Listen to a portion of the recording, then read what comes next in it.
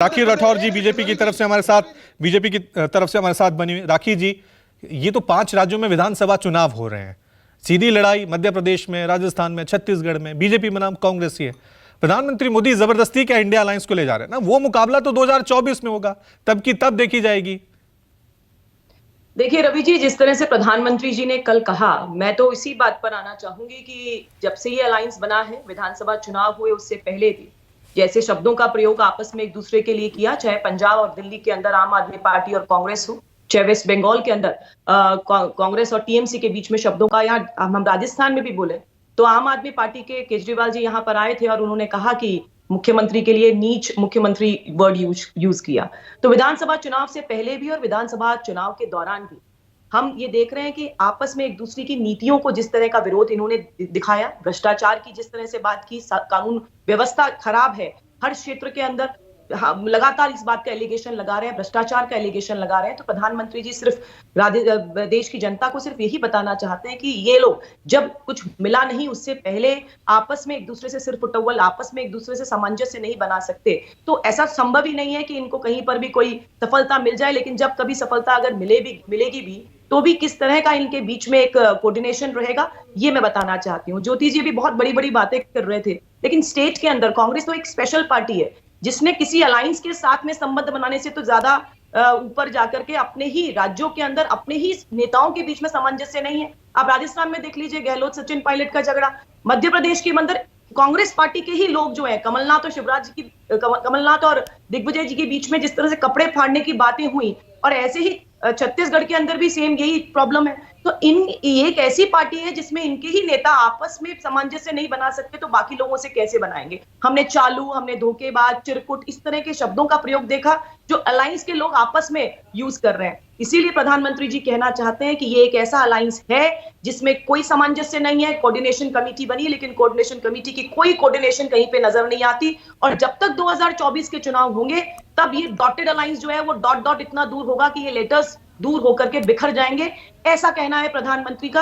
और मुख्य बात ये है, लेकिन राखी जी ये सवाल भी तो पूछा जा सकता है ना, क्योंकि अकाली एक वक्त आपके एनडीए का हिस्सा होते थे, आज वो आपको छोड़कर चले गए। नीतीश जी आपका हिस्सा होते थे, वहां आपका सामंजस्य नहीं बन रहा है। मिजोरम जहां अभी हाल ही में विधानसभा चुनाव हुए हैं, वहां भी आपको वो मुख्यमंत्री कह रहे हैं कि हम बीजेपी के साथ नहीं लड़ेंगे, हमारी छवि खराब हो जाएगी। तो ऐसा नहीं, अलायंस तो आपके भी रूठे हैं, वो भी आपसे हटे हैं। रवि जी, इसके अलावा चौथा एग्जाम्पल आप दे नहीं पाएंगे, लेकिन यहाँ पर आप कोई भी 2 पार्टी का नाम दीजिए, उन पार्टी के बीच में कल ही जो है वो नीतीश कुमार जी बोल रहे थे कि आरजेडी के शासनकाल में 2005 से पहले लड़कियां रात को बाहर नहीं निकल पाती थी बिहार में। आप देखिए अखिलेश जी ने कांग्रेस पार्टी के बारे में कहा कि जातिगत जनगणना, अब याद आई है राहुल गांधी को, अब तक क्या कर रहे थे? अब तक तो आपने जातिगत जनगणना का विरोध किया था, अभी भी आपके टीवी चैनल पर तेजस्वी यादव भी राहुल गांधी को टारगेट कर रहे थे। आप 3 उदाहरण देकर के उस 30 उदाहरण को नहीं निगलेक्ट कर सकते जो लगातार इस अलायंस में जो इनके लोग हैं उनके बीच में हमने देखा।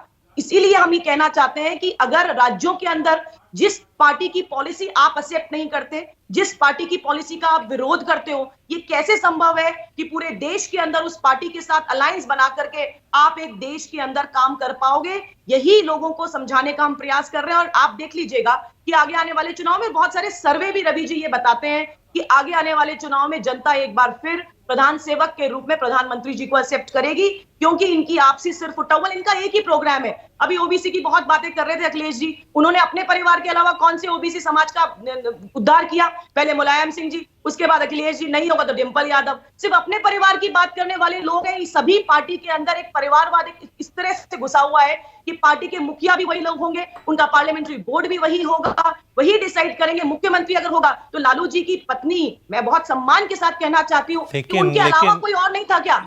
तो लेकिन राखी जी, पंकज सिंह, अनुराग ठाकुर, ज्योतिरादित्य सिंधिया, अजीत पवार, ये सब परिवारवाद के एग्जाम्पल हैं। वो तो आपके यहाँ भी दिख रहा है। और यूपी में जिन पार्टियों के साथ आपने गठबंधन किया है वो सब जाति से ओरिएंटेड पार्टी हैं सारी की सारी। देखिए रवि जी, जब आप परिवारवाद की बात करें तो मैंने अभी भी बोला, एक ऐसे परिवार की हम बात कर रहे हैं जिसने पार्टी पे पूरा कंट्रोल रखा हुआ है, जिसका पार्लियामेंट्री बोर्ड, कौन मुख्यमंत्री बनेगा, क्या होगा, वो एक परिवार के लोग ही डिसाइड करते हैं, चाहे वो समाजवादी पार्टी हो, चाहे वो आरजेडी हो, चाहे वो कांग्रेस हो। आप देखिए लगातार ऐसा देखा हमने कि अगर आरजेडी के पास में कोई और ओबीसी महिला नहीं थी? मैं बिल्कुल इस बात को नहीं मैं करती कि लालू जी की पत्नी जो है वो केपेबल है निश्चित तौर पे, लेकिन क्या कोई ओबीसी समाज की और कोई महिला नहीं हो सकती थी? हम ऐसे परिवारवाद की बात करते हैं जिसमें पूरा पूरा कंट्रोल जो है वो एक ही परिवार का हो। आज कांग्रेस के अंदर भी राष्ट्रीय अध्यक्ष तो दलित समाज का बना दिया, लेकिन आला कमान कौन है ये पूरी देश की जनता जानती है। ऐसे परिवारवाद की, और किसी भी परिवार के अंदर अगर कोई बच्चा अच्छा काम करता है राजनीतिक क्षेत्र में, तो वो राजनीतिक क्षेत्र में जाने के लिए उसकी खुली छूट है, लेकिन अगर उसी परिवार का पूरा कंट्रोल अगर उस पार्टी पर है, तो उसको परिवारवाद की परिभाषा के अंदर मुझे लगता है कि ठीक है, मानना चाहिए। आपकी और आपकी इसको आपकी अपनी परिभाषा है परिवारवाद की, अब जनता किस तरह से लेती है देखने वाली बात होगी।